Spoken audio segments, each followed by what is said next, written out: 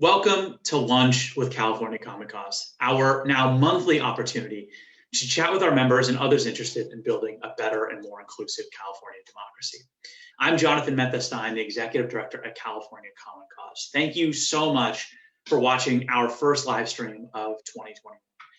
2020 was quite a year, as was my pronunciation of that word. It was a massive democracy year for a wide range of reasons. And things actually aren't slowing down all that much in 2021, despite the fact that the election is now behind us. And I'll explain more about that in just a minute. We're going to talk today on this solo edition of Lunch with California Common Cause about impeachment, about the redistricting landscape in 2021, and about big bills in the state legislature that will impact elections in California for years to come. Now, just a little bit of a programming note before we go there, though. In 2020, we did this show basically weekly. Every other week, I would have a guest who we brought on, usually from a partner organization, to talk about the work that they do in the California democracy landscape. What we're going to do, and then in between those weeks, I would do a solo update like this one. What we're going to do in 2021 is move to a monthly format, and we'll do promotion on our social media, of course, so that you know when they're coming. And hopefully we'll be able to combine in those monthly shows a solo update along with a guest update or a guest interview. And we may do some more frequently than that if the opportunity arises, or if some of our work heats up, or if we want to keep you updated on things in a more urgent way. Okay, let's talk first about impeachment. Common Cause is supporting the impeachment and removal of President Trump. The reasons, I think, are probably obvious. Few people in recent history have done more damage to American democracy. The incitement, of course, of white nationalists and the riot and insurrection at the Capitol, all of that is, of course, disastrous for our democracy, for the credibility of our elections, and so on. But even before that, the damage the president was doing to the credibility of our elections and to our democracy was extreme. And we think he presents an ongoing danger to American democracy. We don't call for this lightly. Common Cause is a nonpartisan group that has always tried to work with politicians on both sides when they supported good government or campaign finance reform or voting rights. And there was a period in not the too far distant future, in the not so distant past is what I meant to say, in which a lot of our issues did have bipartisan support. Campaign finance reform 20 years ago was driven by John McCain and Russ Feingold. You may remember the McCain-Feingold bill that was a huge piece of campaign finance reform that came out of Congress about 20 years ago. Voting rights and the renewals in the Voting Rights Act passed with massive Republican and Democratic support in the Congress and was signed multiple times by Republican presidents. So these issues have been bipartisan, and we have strived to find allies on the right and the left, and to be nonpartisan in all of our work. And so this may feel like a quote-unquote partisan act. But in fact, the reality is that we have to do what we must in order to defend democracy. And if that means it is under attack by an individual or leadership of multiple leaders from one political party, we have to call them out on it. This is a message. We think impeachment would be a message to future leaders that if they attack American democracy for their own personal or political gain, there will be consequences. We think accountability is deeply, deeply important. Removal of the president, of course, is a long shot. There probably aren't the votes in the Senate because it would require 16 or 17 Republican senators to join the vote for removal, and that's not going to happen. But impeachment sends a signal to future leaders that if they exploit and pervert and damage and undermine American democracy in pursuit of their personal or their political benefit, there will be accountability. We have let, and I think this is an important point, we have let certain anti-democratic instincts continue in our democracy and in our politics for a really long time. There have been leaders who are willing to engage in voter suppression with the thinnest of justifications because it helps them win elections. And we've never really had a reckoning with that. I'm not talking about things 40 or 50 years ago. I'm talking about the current day, where state legislatures and some even in Congress are willing to pass voter suppression laws, or are willing to open the spigots of corporate money and special interest money in our politics, perverting the outcomes we get for everyday people because it helps them retain power. And we've never had a reckoning with those problems in American democracy, not in the way that we need to.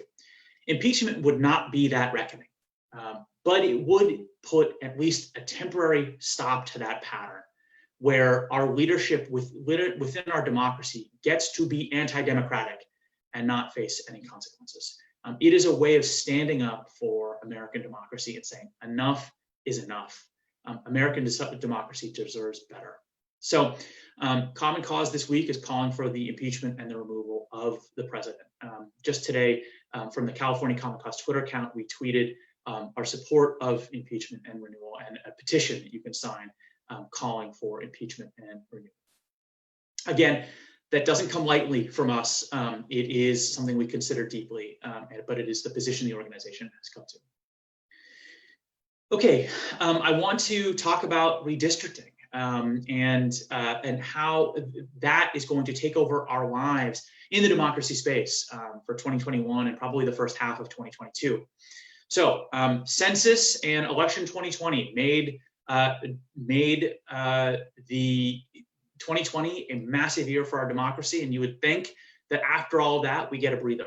Not really, though. In 2021, we're going to take data from the census, the 2020 census, and we have to redraw district lines at every level of government. The federal level, meaning congressional districts, the state assembly and state senate districts, and all the way down to county board of supervisor districts, city council districts, school board districts, and so on.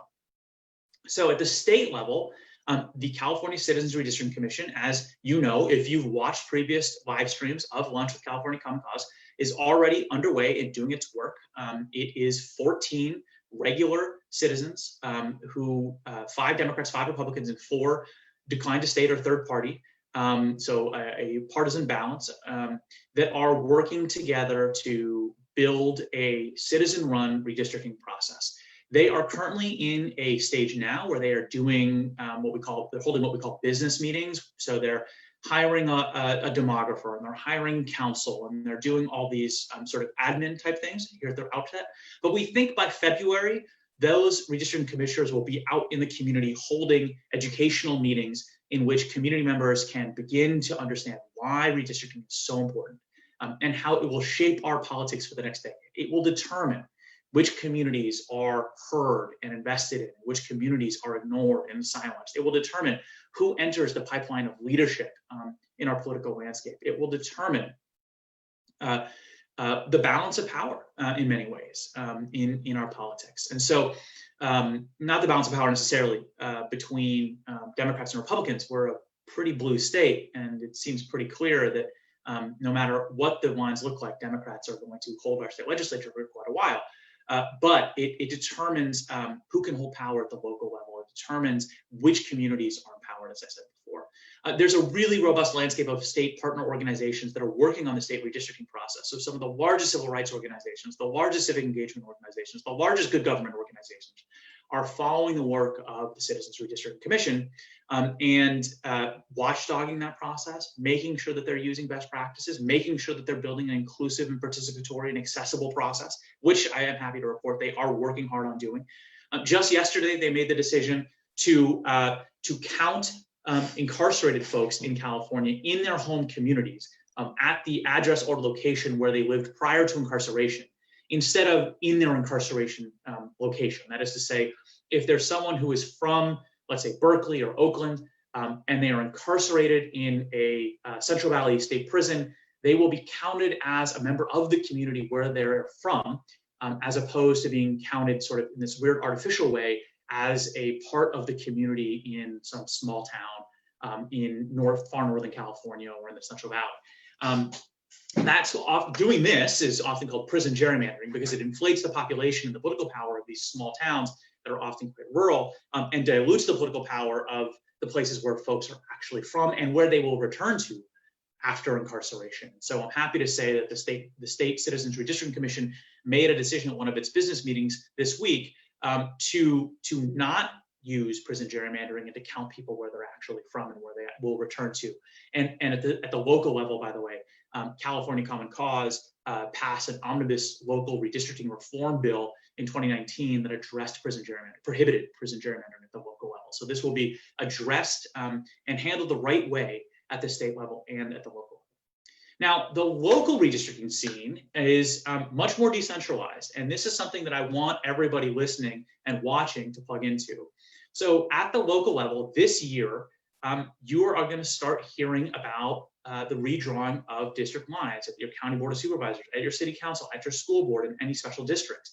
Everybody has to redraw their district lines. If you aren't hearing about your city council or your county board of supervisors redrawing district lines in a couple months, it means something is going on. It means that, that your city or your county is not doing adequate outreach to the community to let them know about how they can get involved, right? So you want to make sure that communities are kept intact, that neighborhoods are kept intact, that communities are empowered. Let me give you an example of a local redistricting story that worked. So in the city of Sunnyvale, this is not a redistricting story technically, this is a districting story. So the city of Sunnyvale used at-large elections until a few years ago, at which point it transitioned to using districts. Now, 3 of the 5, I believe I have this information correct, it's been a while since I was deeply involved in this, 3 of the 5 largest mobile home communities in the state of California are in North Sunnyvale, which is a Bay Area city, on the northern edge of the city, north of the highway, okay? And the residents of the mobile homes have been fighting for renter protections and for other protections to make sure that they aren't pushed out of their mobile homes and pushed off their land by development and by increasing cost of living, increasing rent, and so on. And they've never really been able to move their interests on the city council, in part because the city council didn't know their interests deeply and had sort of sympathies elsewhere. When the districts were drawn, all but one of the mobile home communities in the northern part of the city were drawn into one district. And now, because of a well-drawn district, that the mobile home communities that were a tiny percentage of Sunnyvale as a whole and not able to make their voices heard are able to be a really concentrated power center within District 1 in the city of Sunnyvale, right? And so because the district is drawn well, all the mobile homes can organize and they can speak with one voice. And they have an advocate on the council representing them in District 1. Okay, so that's the power of well-drawn districts. And as I said before, at the city level, the county level, the school level, all of the districts have to be redrawn. And so it's time for you to go educate yourself, if you don't already know the shape of your districts, to go find out what your districts look like and to see if it actually reflects the community. Our low-income communities kept together so they can fight for the interests of the community. Our communities that don't have social services, that don't have sidewalks or streetlights, or don't have sanitation services, or whatever the case may be, kept together so they can fight for those things that they need at the city council and have an advocate in the city council, right? There's all sorts of stories of jurisdictions that were split or sliced or diced. Maybe it's better to say communities that were sliced or diced. And so when catastrophe hits, they don't have an advocate. They don't have one city council member or one member of the board of supervisors who understands their needs, who comes from the community, and who can fight for them at the center of power, right? And that's why we need local redistricting, good, well-drawn districts and local redistricting. It's also the case that local redistricting is often done with very little public input, very little public oversight. It is an esoteric, wonky, technical subject in the eyes of many. And so what we are doing at California Common Cause is making a full inventory of resources, trainings and handouts, flyers, toolkits, guides, all sorts of materials that can help community leaders and community-based organizations get educated about local redistricting work and engage their community members in local redistricting work. Okay, so there's a website called localredistricting.org. You're going to see us publicize that a lot in the coming months on our social media and on our website, because it will be a one-stop shop for everything community members and community-based organizations need in order to engage in their local redistricting processes. Now, you may be wondering, when is this happening? Our understanding is that census data will become available in the late spring and summer, and the districting process for so the work can begin. I just want to be clear, the work can begin before redistricting data comes from the Census Bureau. Your city or your county can begin publicizing redistricting. If they're using an independent commission, they can select that commission, or probably they should have already selected that commission. They can train their commission and get everybody ready, and they can start holding workshops and hearings in the community to hear from the public about what their communities look like. Where do people live? Where do they work? Where do they play? Where do they worship? Where does the LGBT community live in town? And what is the sort of LGBT district? Or where is the, what does Chinatown look like? And how has Chinatown evolved in the last decade? Where do the parents who send their kids to one set of schools live? And what are their priorities and issues? And what soccer fields and ballparks do they use?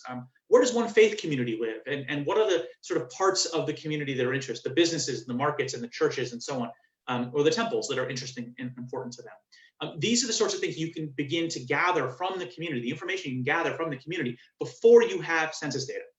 And then you mix that community input, that what's called community of interest testimony, with the census data, right, which tells you hard numbers about where people live and what their demographics are. And those are the ingredients you use to actually draw your local district. So what are the deadlines? Okay, this gets a little bit technical, but if your city or county will be using the 2022 primary election, which in 2022 will be in June, then your redistricting deadline is December of 2021, December of this year. If, by contrast, your city or your county doesn't use the primary, it only uses the general election in November of 2022, then your redistricting deadline is April of 2022. You've got an extra 4 months, okay? So you're looking at a deadline of the end of this year or in the spring of 2022, depending on your jurisdiction and whether it uses primary elections. We urge you to track Common Cause on social media in order to be aware of new resources as they become available, and to check out localredistricting.org, which is going to get updated periodically. Okay, so I want to also give you all an update about major pieces of legislation that are upcoming in the state legislature this year in 2021 that are going to impact how we vote in California. I want to really emphasize, though, before I go here, to say that at this point, at the very beginning of the legislative session in California, right, January is the beginning of our leg session, every bill is still under development. People are talking about the shape of bills, the details of bills. They may drop bills, they may introduce new bills. It's still very, very early, but I just want to say, I want to share with you some of the things that we're tracking and working on in our continuous effort to build a better democracy here in California. So first, there is a move to make the 2020 change to give every California voter a vote-by-mail ballot a permanent change. So in 2020, to react to the pandemic, the state legislature and the governor decided that they were going to give every single voter a vote-by-mail ballot, whether they requested one or not, so that you had an opportunity to vote from home safely amid a pandemic. It turns out that it's actually super, super useful to give every voter the opportunity to vote from home. It's convenient, it's easy, it's flexible, and we don't have the data yet, but we suspect it increases turnout. So there is a move in the legislature from Senator Umberg and Assemblymember Berman and their colleagues to extend that rule, which was a 2020 only rule, into the future. One bill would make sure that in any special election in 2021, every voter would receive a vote-by-mail ballot, and another bill would make it essentially permanent going forward. Okay, so we're tracking both of those bills. We think it could be we're not officially in support, but we think it could be very, very exciting. There's also a bill, SB 35. So when I say SB 35, I mean Senate Bill 35. If I say AB 37, that means Assembly Bill 37. So there's a bill in the Senate, the state Senate, that would change electioneering rules. Currently in California, you cannot do electioneering, which is advocating for a candidate, rallying, shouting campaign slogans, wearing campaign gear within 100 feet of a vote center or polling place. In our election protection work that we did in the November 2020 election, we saw several instances of rallies, supporters of President Trump holding rallies in the streets outside of vote centers or in the parking lots of vote centers. And these were outside of that 100-foot limit. And so technically they were legal, but they were often hard for voters to navigate or get around if they wanted to enter the vote center. And the sound from these rallies, or these truck rallies, or the speakerphones and megaphones and so on, could be heard inside the vote center while people were voting. And so there's a bill in the state Senate that would make a very simple change, which is extend that prohibition on electioneering from 100 feet to 200 feet, just to push people a little bit further out from the vote center sites. Now, you've got, of course, free speech concerns that are implicated here, and that bill may evolve over time. We're not officially in support yet, but we're tracking it, and I want to flag it for all of you. There's another bill in the state legislature that would, is from Senator Umberg. This one is SB 34, that would address something we saw in our election protection work. So in Orange County, we saw this totally bizarre situation on election day in which essentially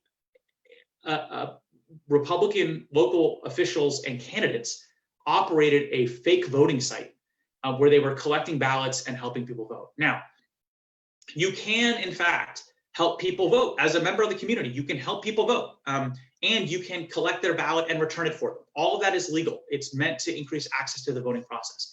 But this voting site advertised itself as an official voting site and did so in non-English languages to folks who were limited English speaking.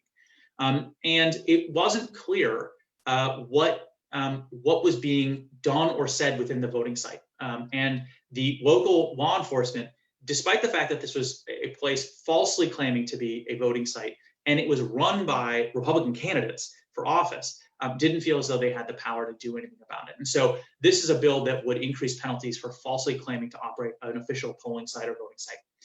And that bill, again, we're not yet in support. It's early in the state legislative session, and that bill may evolve over time, but we're tracking it. And then lastly, there is a bill introduced in the state assembly that would make Election Day a holiday. And this is introduced year after year in the state legislature. It's never really gained traction. And I have a complicated reaction to this bill. For a long time, I said, you know what, we instead of making Election Day a holiday and making it easier to vote on Tuesday, we should make early voting universal.